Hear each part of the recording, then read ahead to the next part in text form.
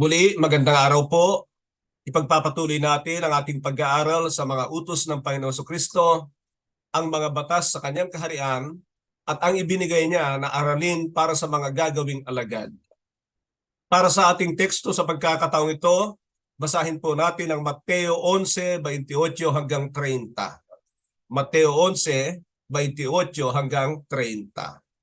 Lumapit kayo sa akin, kayong lahat na napapagal at nabibigat ang lubha sa inyong mga pasanin, at kayo'y bibigyan ko ng kapahingahan. Pasanin ninyo ang aking pamatok at mag-aral kayo sa akin, sapagkat ako'y maamo at may mababang loob. Makakatanggap kayo sa akin ng kapahingahan, sapagkat madaling dalhin ang aking pamatok at magaan ang pasaning ibibigay ko sa inyo. Iyan po ang pagmumulan ng ating ipinapalagay na ika-31 na utos ng Panginoon Jesucristo. Maraming ipinag-uutos dito, pero sa kabuuan ay ginawa ko itong tanggapin ang kapahingahan mula sa Panginoon. Tanggapin ang kapahingahan mula sa Panginoon. Ito po ay inaalok niya sa mga sumusunod sa kanya sa pagkakataong ito, at makikita natin na ito'y may mga kaakibat na pangako para tanggapin, ganun din naman na may mga hakbang para makamtan talaga. Marahil ay nagpaunlak ka na sa ilang imbitasyon sa iyo. Ngunit ilan sa mga ito ay pinagsisihan mo pagkatapos, sapagkat sa halip na pakinabang para sa iyo, tulad ng ipinangako, ay nais ka lang pala na gamitin para sa kanilang sariling pakinabang. Totoo ba ang bagay na yan? Totoo po yan, lalo na sa mga networking, kaya maging maingat po kayo. Dito ay makikita natin ang imbitasyon ng ating Panginoon Jesucristo, pero tandaan natin na hindi ito para sa lahat. Ito ay para sa mga pagod na at labis na nabibigatan sa kanilang mga daladalahin na nangangailangan ng kapahingahan. Kapahingahan hindi lamang para sa katawan, kundi kapahingahan para sa kaluluwa. Nabanggit niya ito. And you will find rest for your soul. Yan po ang malaking kaibahan ng alok na ito ng Panginoon sa atin. Ang tao ay binubuo ng kaluluwa at katawan. Matatagpuan niya sa unang Tesalonica 5:23. At siyempre marami pang ibang lugar na makikita natin na ang tao ay binubuo nga ng tatlong bahagi. Ang kaluluwa ay binubuo ng kaisipan, kalooban at emosyon. Mind, will, and emotion. Ito ang umaako sa mga kaganapan sa buhay dahil nasa kanya ang pag-iisip at emosyon. Sa mga hindi magandang kaganapan sa buhay, ito ang unang naapektuhan at hindi nagtatagal ay makikita sa panlabas na anyo. Walang iba kundi ang ating physical o kaya ay katawan. Ang nais ng ating kaluluwa ay kapayapaan, kapanatagan. Ang nais ng ating katawan ay kasiyahan, at kalimitan ay nagbubunga ng problema na napupunta sa ating kaluluwa ang pagdadala. Ang taong walang kaugnayan kay Jesus ay mahina ang espiritu. Wala itong kapangyarihan sa paghila sa pagdadala sa kaluluwa. At lalo't higit nating dapat maunawaan na kalaban ito ng kagustuhan ng ating laman. Wala itong kapangyarihan. Ang kanyang laman ang malakas na humahatak sa kanyang desisyon na nagbubunga ng pasakit sa kaluluwa. Sa panahon ng kabigatan at kapaguran ay nag-aalok ang Panginoon ng kanlungan at kapahingahan, pasimulan lang sa paglapit sa Kanya. Bago tayo pumailan lang, ay meron tayong tanong na pag-uusapan. Muli ninyong i-pause ang video at pag-usapan ang tanong na ito. Ano ang kalalagayan ng buhay mo noong sumampalataya ka sa Panginoong Hesus? Nung kayo ay baguhan, noon lamang kayo sumampalataya sa Panginoon. Ano ang kalalagayan ng inyong buhay? Yan po ang inyong pag-uusapan, at mamaya magbabalik po para sa paglilinaw sa mga bagay na ito upang makamtan natin ang tunay na kapahingahan sa Panginoon. Magbabalik po tayo. Dito sa sinabing ito ng Panginoon ay nabanggit ko yung tungkol sa mga pangako na ibinigay niya, at ganoon din naman ang mga hakbang para ito ay makamtan. Mag-focus tayo doon sa mga hakbang kung paano ito makamtan. paano natin matanggap ang kapahingahan sa Panginoon. At nakikita natin dito ang tila 3 pautos upang makamtan ang pangako ng kapahingahan. Sinabi niya, lumapit kayo sa akin. Lumapit kayo sa akin. Diyan ay makikita natin na ang Panginoon ay laging nandiyan na tila naghihintay. Naghihintay ng paglapit ng tao sa Kanya, subalit alam natin na kailangan ay makita natin na kailangan natin siya. Siguraduhin sa sarili na kailangan mo siya sapagkat marami sa mundong ito ay tinanggap ang Panginoon, kundi man gagawing pampaswerte lang sa kanilang buhay, ay ganun din naman na idadagdag sa kanilang Diyos-Diyosan at hindi doon sa nais ng Panginoon na siyang nakakaalam ng tama na dahilan ng dapat ay paglapit natin sa Kanya. Iyan ay kasalanan. Ang salitang lumapit dito ay katulad ng pagsuko. Ano ang ibig sabihin niyan? Iyan ay tila natalo sa labanan at kailangan mo ng sumuko, hindi ka na lalaban pa at handa ka kung anuman ang gagawin sa iyo ng iyong nakaaway. Kailangan mo ng tulong niya at kailangan mong isuko ang iyong buhay sa Kanya. Sabihin natin na ganito, ikaw ay talunan na sa kasalanan sa mundong ito. Pagod ka na, lawit na ang dila mo. Ayaw mo nang magpatuloy sa iyong mga dating ginagawa na siyang dahilan ng iyong naging kapagalan. Ngayon ay may nag-aalok sa iyo ng tulong at ang Panginoong Jesucristo yan. Nais niya na isuko mo sa Kanya ang iyong buhay para siyang maging kakampi mo upang harapin ang buhay na ito na may tagumpay. Isa pa ay ikaw ang may pangangailangan sa Kanya at hindi siya ang nangangailangan sa iyo. Tandaan natin ang katotohanan yan. Lagi nating narinig, man without God is nothing, but God without man is still God. He is complete. Ginawa niya ang tao at hindi ang tao ang gumawa sa Kanya. Therefore, ang nangangailangan ay tayong mga tao sa Kanya. So tandaan ang katotohanan yan. Kung kailangan mo ang Panginoon, kailangan mo ng Kanyang tulong, ikaw ang lalapit sa Kanya. Marami ay tumanggap sa Panginoong Jesucristo na hindi napagod. Kaya hindi isinuko ang kanilang buhay. Ang nangyari ay hindi ganun kahalaga ang Panginoon sa kanila. Nagpatuloy pa rin sila sa kanilang dating buhay pagkatapos at walang gaanong pagbabago. Tandaan natin na ang sadya ng Panginoon sa tao ay palayain siya sa kasalanan. You will call Him Jesus because He will save His people from their sin. Kasalanan ang ugat ng suliranin ng lahat ng tao. Huwag nating tingnan na ang problema ay dahil sa mga pangangailangan na siyang tinutugunan ng maling ibanghelyo, false gospel. Nag-aalok sila ng katugunan ng kanilang mga pangangailangan, Jesus na ganon, subalit ang tunay na Jesus ng Biblia ay inuugat niya ang problema ng tao, walang iba kundi ang kasalanan. Maaring matugunan ang mga pangangailangan ng tao sa mundong ito na kalaunan ay magresulta sa kapahamakan sa walang hanggan at ang nais ng Diyos na sagipin ng tao ay walang iba kundi doon sa walang hanggan sapagkat ang Diyos ay pangwalang hanggan. He is the eternal God and He wanted us to save eternally, not temporarily. Nothing is temporary with God. Nothing is temporary with God. He wants everything eternal because He is eternal. And the problem to inherit eternity is sin. Kailangan nating makita ang katotohanan yan. Nais kong magbigay sa inyo ng ilang halimbawa ng sumuko sa Panginoong Jesucristo.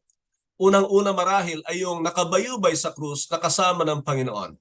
Sinabihan siya ng pangatlo na ganito, Jesus, kung ikaw nga ang anak ng Diyos, bumaba ka sa krus na iyan, iligtas mo ang iyong sarili, pati na rin kami.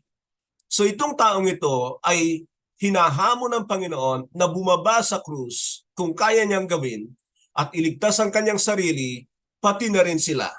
Ang hangad niya sa Panginoon ay temporaryo.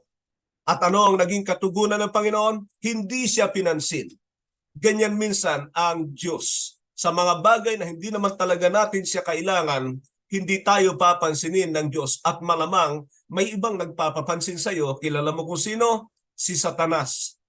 Tandaan din ninyo ito. na ang maling ibanghelyo ay tutugunan ang mga temporaryong bagay at hindi naglalayon ng mga walang hanggan. Na ang maling ibanghelyo ay tutugunan ang mga temporaryong bagay at hindi naglalayon ng mga walang hanggan. Subalit sinabi nung isa, bakit mo inaalimura ang taong ito samantalang wala siyang kasalanan at dapat lang ay magdusa tayo sa krus na ito dahil tayo ay makasalanan. Umamin ang taong ito sa kanyang pagkakasala at siya ay nagsisi, sigurado. At pagkatapos ay bumaling sa Panginoon at sinabi niya, Jesus, alalahanin mo ko pagdating sa iyong kaharian. Ang kalalagayan niyan ay hindi simple sapagkat nagtiwala siya sa Panginoong Jesucristo na may walang hanggang kaharian. Alam niya na sila ay hindi na makakababa ng buhay dito pero naniwala siya sa Panginoong Jesucristo na may patutunguhang walang hanggan. At ano naman ang isinagot ng Panginoon? Ang sabi ng Panginoon, ngayon din isasama kita sa aking paraiso. Na nangangahulugan na tinanggap ng Panginoon ang kanyang pananampalataya at pagsisisi at pinangakuan siya ng pangwalang hanggan. Alam din naman ng Panginoon na hindi na sila makakababa ng buhay sa krus na yan. Pero ang ipinangako ng Panginoon ay pangwalang hanggan. So makikita natin na hindi ang hangad ng taong ito ang kanyang kaalwanan sa kanyang physical sa panahong yon. At ang itinugon din naman ng Panginoon sa kanya ay ang kanyang kapahingahan sa walang hanggan. Nakakuha ba kayo ng aral sa taong yon? Huwag nating subukan ang Panginoon dahil lamang sa mga pang-temporaryong bagay. Totoong ang Panginoon ay nagkakaloob niyan, pero kung wala kang interes sa mga bagay sa walang hanggan, ay baka hindi ka papansinin ng Panginoon dahil gusto mo lang siyang pakinabangan ng temporaryo. Kung maghanap ka sa Panginoon, isipin mo na yung mga pangwalang hanggan, yun ang nais tugunan ng Panginoon para sa iyo. Isa pang lalaki ang nakitaan natin ng tila pagsuko. Si Sakeo, ang kanyang kwento ay nasa Lucas 19. Mayaman na noon si Sakeo dahil sa kanyang ginawang panloloko sa kanyang mga kababayan na naging dahilan upang hindi na siya makarating sa templo dahil baka saktan siya kung di man ay patayin ng kanyang mga kababayan dahil nagpapagamit siya sa gobyerno ng Roma at alam ng mga tao na sila ay dinadaya sa kanilang mga buwis. Sa takot ni Sakeo ay hindi na siya nakakapunta sa templo. Mayaman man siya ay naging malungkot ang kanyang buhay. At minsan ay napakinggan niya na may Jesus na darating sa kanilang lugar. Ito yung tao na tumawag sa kanyang isang tauhang si Levi sa Marcos Kabanata 2. At si Levi na kumikita ng malaki ay hindi niya na binalikan ang kanyang trabaho na pinagkakakitaan. Si Sakeo marahil ay nagtaka sa bagay na yan kung kaya't nababalitaan niya si Mateo ay masaya na sa kanyang buhay sa pagsunod sa Panginoong Jesucristo. Kaya't nang mapadako doon ang Panginoon ay naging interesado siya. Yun ay sapagkat pagod na rin siya sa kanyang buhay makasalanan. Kasalanan sa pandaraya sa kanyang kapwa. Ginawa ni Sakeo ang hakbang, siya ay lumabas doon sa kanyang upuan ng makasalanan. Sinundan niya ang Panginoon, subalit walang tumulong sa kanya dahil nga galit sa kanya ang kanyang mga kababayan. Nagpauna siya at umakyat sa sikamoro at alam ng Diyos na ito ang tao na dapat katagpuin. Siya ay naghahanap ng kapahingahan sa Panginoon, kapahingahan sa walang hanggan. Kaya't nang matapat ang Panginoon sa kanyang kinaroroonan ay sinabi niya, Zacchaeus, come down immediately for I must come into your house today. Si Sakeo ay halos tumalon sa kanyang pagbaba at tinanggap niya ang Panginoon sa kanyang tahanan. Nagluto, nagpakain, at pagkatapos silang kumain ay sinabi niya sa Panginoon na tangan-tangan ang isang sako ng pera. Sabi niya, look Lord, here I give half of my possessions to the poor. And if I have cheated anybody else, I will return it 4 times. Yan ay makikita natin na yung sanhi ng pagkakasala ni Zacchaeus ay isinuko niya sa Panginoon. Yung kanyang Diyos-Diyosan, yung kanyang inaasahan, pera, sa pagkakataong yan ay isinuko niya sa Panginoon. At ang sinabi ng Panginoon sa kanya, today salvation has come to this house. because this man too is a son of Abraham. Na nangangahulugan, hindi lamang siya nagsisi, siya rin ay sumampalataya na katulad ng kanilang ninunong si Abraham. At ang maganda doon ay ang sinabi ng Panginoon, salvation has come to his house. He was saved from his sinning in that day, not to eternity, at siya rin naman ay iniligtas sa kanyang kapagalan. Nais kong maghanap kayo ng mga taong ganito sa Biblia at tingnan ninyo kung ano ang kanilang naging dahilan ng kapagalan at pagkatapos kung paano sila lumapit sa Panginoon at isinuko ang kanilang buhay at ang pagbabago. Gusto ko tingnan ninyo ang kaganapan sa buhay ni Apostol Pablo sa Gawa, Kabanata 9. Bibigyan ko kayo ng assignment para pag-aralan yan at marami dyan sa Aklat ng Gawa ang mga nagsipagsuko ng kanilang buhay sa Panginoong Kristo sa pamamagitan ng mga apostol. Punta tayo sa pangalawang hakbang upang makamta ng kapahingahan. Ang sinabi ng Panginoon, pasanin ang aking pamatok. Pasanin ang aking pamatok. Ang pamatok ay isang kahoy o kaya ay bakal na ililalagay sa batok ng hayop upang hilahin ang mabigat na bagay na nakatali rito sa likuran. Sa panahon na hindi pataglay ng tao ang pamatok ng Panginoon, siya ay may pamatok na dala-dala ng kanyang sariling kagustuhan. Pabigat po yan. Dadalhin kanyan sa lalong mabigat na hangganan. Mapalad ang tao na nare-realize niya na meron siyang pamatok na hindi pamatok ng Panginoon. Ang pamatok na yan ay nagiging kasangkapan upang sakyan ng dyablo. Karamihan sa mga ito ay nagbubunga ng sama ng loob, galit, pagkakasala, masamang pagnanasa, kasakiman, inggit, pagre-rebelde at takot. Ang mga ito ay nagiging tila lason sa kanyang kaluluwa na kalaunan ay nagdudulot sa kanya ng physical na karamdaman. Kapag dumating ang panahon na ito na napagod ang kanyang kaluluwa, inaanyayahan siya ng Panginoon na lumapit sa kanya. Pagkatapos ng lumapit ang taong iyon sa Panginoon na hindi pa tapos, nais kong bigyan ng diin yan. Marami ay lumapit sa Panginoon na hindi ginawa ang pangalawang bahaging ito, hindi niya nakamta ng kapahingahan. Ano yon? Ang tanggapin ang kanyang pamatok. Pamatok ito ng Panginoon na kailangan natin sa paghila sa mabigat na bagay. Isa pa po ay tandaan natin na hindi dahil sa lumapit ka at nagsuko ka ng buhay sa Panginoon, ay tapos na ang kabigatan. Kailangan mo pa rin ang pamatok na ito, subalit sa pagkakataong ito sa buhay, kasama mo ang Panginoon. Sa nakagawian ng mga Israelita, hindi po sila nag-aararo ng isang hayop katulad dito sa atin. Isinasabay nila ang bagong hayop tulad ng baka sa mas matandang baka. Yung mas matandang baka ay nagiging guide nung baguhang mang-aararong baka. Tinuturuan niya ito. Maganda po ang bagay nito tungkol sa discipleship sapagkat kapag yung matandang baka ay namatay na, ang papalit naman ay itong bagong baka na ito na siyang magkakaroon ng ibang kasabay na baguhan din. Nakukuha ba ninyo ang ibig kong sabihin? Pero hindi ka maghihila ng pamatok na mag-isa mo. Kailangan mo ang Panginoong Kristo. Sa Panginoon tayo dapat ay sumabay para makamta ng kapahingahan. Marami ay nanghila ng kanilang sariling pamatok at hindi nakamtan ang kapahingahan. Nais ng Panginoon na sa ating paglapit sa Kanya, pasanin natin ang Kanyang pamatok sapagkat ang pamatok na ito ay tanda ng pagpapasakop sa Kanya sa mga dapat gawin sa kaharian ng Diyos. It is still a labor in the kingdom of God. Labor in the kingdom of God. Nabanggit ko ang mga bagay na yon. Pamatok ng dyablo, pamatok ng sanlibutan, pamatok ng ating sarili. Bakit kailangan pa rin ang pamatok? Ito ay upang hindi na tayo malagyan muli ng pamatok ng dyablo o ng sanlibutan ito o ng ating sarili. Kailangan natin ang pamatok ng Panginoon. Kapag tayo ay hindi nagkaroon ng kabalahan sa kaharian ng Diyos, ay malamang manunumbalik tayo sa ating dating mga pamatok. At alam ng Panginoon kung ano ang kahihinatnan nito.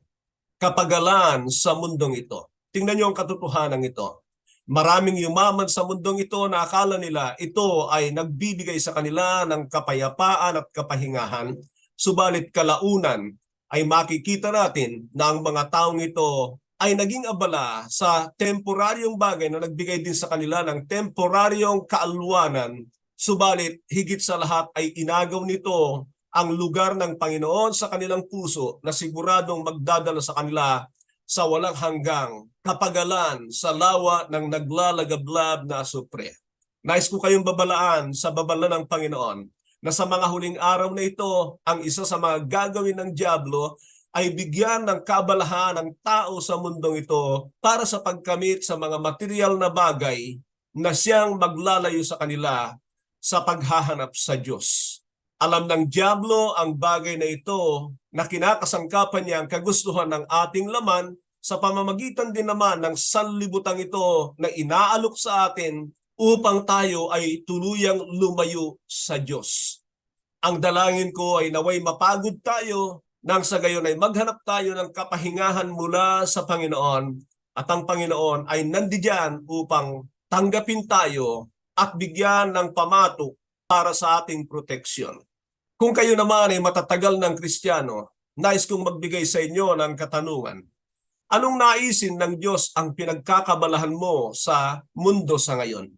Alam niyo po ba na maraming Kristiyano ay hindi natutong maglingkod sa Diyos at itong mga Kristiyanong ito ay nalalagay sa panganib ang kanilang buhay. Unang-una sa lahat ay pinili tayo ng Diyos para sa paglilingkod sa Kanya upang magbigay ng kaluwalhatian.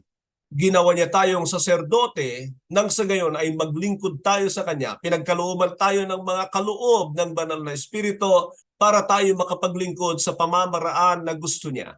Kung kaya't kung ikaw ay Kristiyano na walang ginagawa, sasabihin ko na sa iyo ngayon, darating ka sa punto na magkakaroon ka ng kaabalahan sa mundong ito, sa nais ng iyong laman, sa alok ng sanlibutan, na magbibigay sa iyo ng kaguluhan at kawalan ng kapahingahan. At kung kayo ay mga baguhang mananampalataya, tanggapin ninyo ang pamatok ng Panginoon na nangangahulugan na ito ay paglilingkod sa Kanya. Nawa po, bawat isa sa atin ay mangarap na makapaglingkod sa Diyos sa Kanyang pamamaraan at sa pamamagitan ng ipinagkaloob na mga kaloob sa atin. Huwag kayong gagawa ng mga bagay na gusto nyo lang. Ang mga bagay na ganyan ay dadalhin pa rin tayo sa paglayo sa Panginoon. Kailangan ng paglilingkod natin ay ang pamamaraan ng Diyos at sa pamagitan ng kaloob ng Diyos na kailangan mong tuklasin nang hindi ka humantong sa kapagalan sa iyong buhay. Ngayon pa lamang ay sasabihin ko sa iyo, madidepress ka pa rin kapag ka hindi ka naglingkod sa Panginoon. Ang mga alagad ng Panginoon ay nagsipaglingkod, ikinamatay nila ang mga ito na masaya sila sa kanilang pasya at ginawa. Punta tayo sa sinabi ng Panginoon na pangatlong punto upang makamtan ang kapahingahan. At ito ang sinabi niya, mag-aral kayo sa akin. Mag-aral kayo sa akin. Kung papansinin niyo, bakit nauna ang pagtanggap doon sa pamatok kaysa dito sa pag-aaral? Nakikita ko na anuman ang unahin natin, ang mahalaga ay parehong mapasa atin. Kung unahin mo ang paglilingkod sa Panginoon, matututo ka sa iyong paglilingkod. Kung unahin mo ang pag-aaral, pagte-training sa Panginoon, ikaw ay matututo sa paglilingkod sa Kanya. So pagpalitin man natin ang dalawang ito, pareho ang magiging resulta. Subalit tila nga nakikita ko rito na kaya nais ng Panginoon na unahin nating tanggapin ang Kanyang pamatok ay upang maitrain tayo. Ang kalimitang training ng Panginoon sa Kanyang mga lingkod ay ang paglilingkod kaysa sa sinasabing classroom training. Kung sa bagay sa Panginoon, kung papansinin ninyo kung paano niya training ang Kanyang mga alagad, ay sabay ang dalawang ito. Ang mga alagad ng Panginoon kasi ay nagbigay talaga ng pasya na sumunod sa Panginoon at habang sila ay sumusunod sa Panginoon at natututo sa Panginoon, sila naman ay gumagawa ng ministeryo kasama ang Panginoon. Yan ay pamatok na buhat-buhat nila kasama ang Panginoon. Mag-focus tayo dito sa mag-aral kayo sa akin. Unang-una ay alamin natin na ang kausap ng Panginoon ay mga Hudyo na nangangahulugan na sila yung mga relihiyoso at maraming alam sa mga lumang tipan, lalo na sa mga batas ni Moises at mga ginawa ng Diyos sa buhay ng mga Israelita. Subalit naparito ang Panginoon, ang anak ng Diyos, upang magbigay ng bagong alak, bagong katuruan na lalong mas mainam para sa paglilingkod nila sa Diyos. Kaya nga itong mga pinag-aaralan natin dito tungkol sa mga batas ni Kristo ay iba doon sa mga batas na ibinigay ng Diyos sa mga Israelita. Nag-aaral tayo ng mga bagong katuruan na kinailangan ng mga nauna sa ating mga Hudyo. Kung papansinin niyo, namili ang Panginoon ng mga lalaki na handang maupo sa kanyang paanan. At pansinin din ninyo na hindi kumuha ang Panginoon ng mga relihiyoso na maraming alam sa kautusan ni Moises, sapagkat i-reject nila ang Panginoon, didibatihin nila ang Panginoon, kaya't ang pinili ng Panginoon ay mga simpleng tao na handang magpaturo sa Kanya. Ngayon ang tanong ko sa iyo, handa ka bang magpaturo?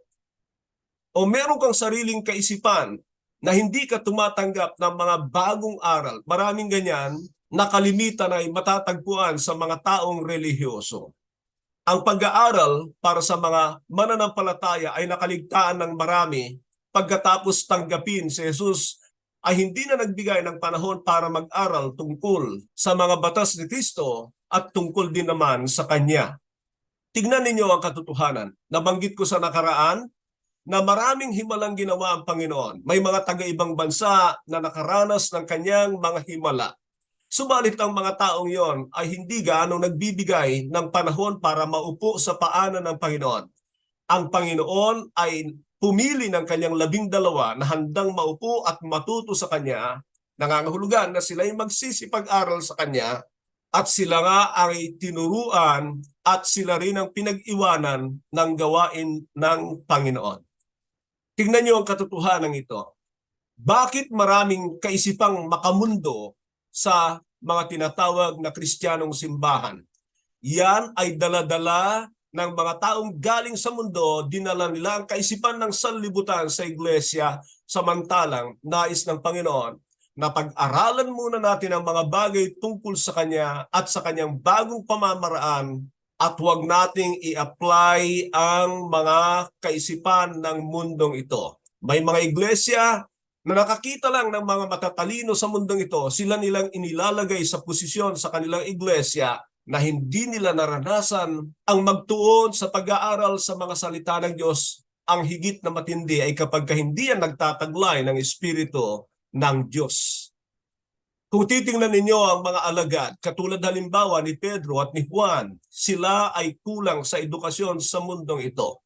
Subalit, sila yung mga taong laging sumasama sa Panginoon. Gawa 4:12. They were uneducated, but they were with Jesus day by day.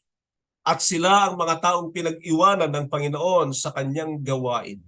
Later on, itong tinatawag ng mundong ito na kulang sa edukasyon, si Pedro, kung babasahin niyo ang kanyang ikalawang aklat sa 2 Peter, ay makikita ninyo na 11 beses niyang binanggit ang tungkol sa knowledge, bukod pa sa understanding.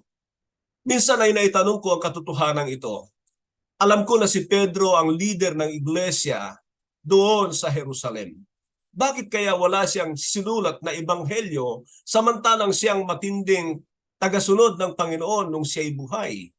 Ang nakikita ko diyan, si Pedro ang nagbibigay ng information at advice kung ano mga dapat isulat ng mga taong sumulat ng ebanghelyo, si Matthew, Mark, Luke, John.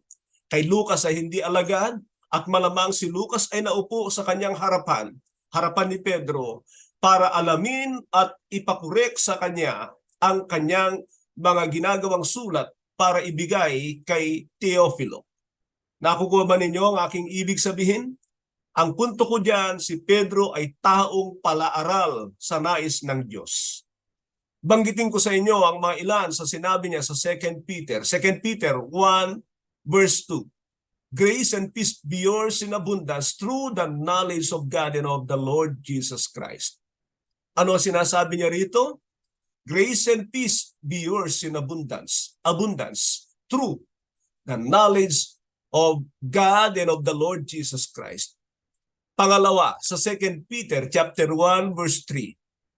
His divine power has given us everything we need for a godly life through the knowledge of Him who called us by His own glory and goodness.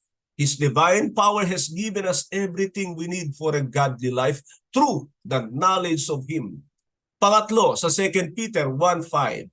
For this very reason, make every effort to add to your faith goodness, and to your goodness knowledge. 2 Peter 3:18. But grow in the grace and in the knowledge of our Lord and Savior Jesus Christ. To Him be glory both now and forever. Amen. Ang mga naunang Kristiyano, bagamat maraming alam tungkol sa kasulatan, ay gumugol ng panahon upang mag-aral muli sa paanan ng mga apostol. Gawa 2:42. Sila ay nilagyan ng panibagong pundasyon, mga Hudyo po yan, ayon sa sinasabi ng Efeso 2:20. Basahin niyo po ang mga talatang yan at makikita niyo na napakahalaga ng pag-aaral sa mga mananampalataya, lalo na sa mga baguhan. Ano naman ang pag-uugali na dinadala ng utos na ito ng Panginoon? Kung papansinin natin ang tatlong bagay pa na kasama sa pag-uutos na tanggapin ang kapahingahan mula sa Kanya, ay nagpapakita ito ng pagpapasakop, yieldedness. Kailangan ng mga Kristiyano na marunong magpasakop, magpasailalim sa otoridad ng Panginoon at ng Kanyang mga lingkod. At pagkatapos, alisin ang pagiging reserve, yung laging merong pagdadalawang isip, saka na lang, ayoko, ikaw ang mag-aani sa ganyang pag-uugali mo pagdating sa pag-aaral. Kailangan mong mabago ang kaisipan pagdating sa bagay na yan. Sa pagkakataong ito ay darako tayo sa ating panghuling evaluation.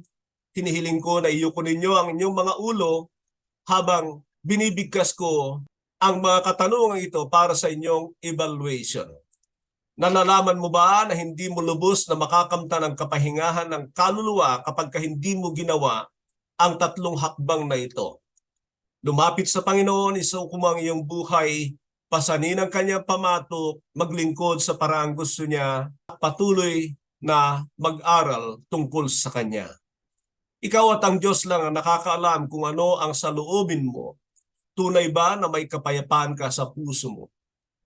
Ikaw man ay baguhan o matandang Kristiyano, kung dumarating ka sa kapagalan ng iyong buhay, ang Panginoon ay laging nag-aanyaya na tanggapin ng kapahingahan sa Kanya, ang tulong na bibigyan ka na ng kapahingahan. Nalalaman mo ba na lahat ng ito ay nagpapasimula sa tunay na pagsuko ng iyong buhay sa Diyos? Yan ang pundasyon na makamtan mo ang kapahingahan mula sa Panginoon. Isuko mo ang iyong buhay, pasanin mo ang Kanyang pamatok at mag-aral ka sa Kanya. Dito tayo magtatapos sa araling ito. Nawa patuloy na sumagana sa atin ang biyaya ng ating dakilang Ama. Magandang araw po muli sa ating lahat.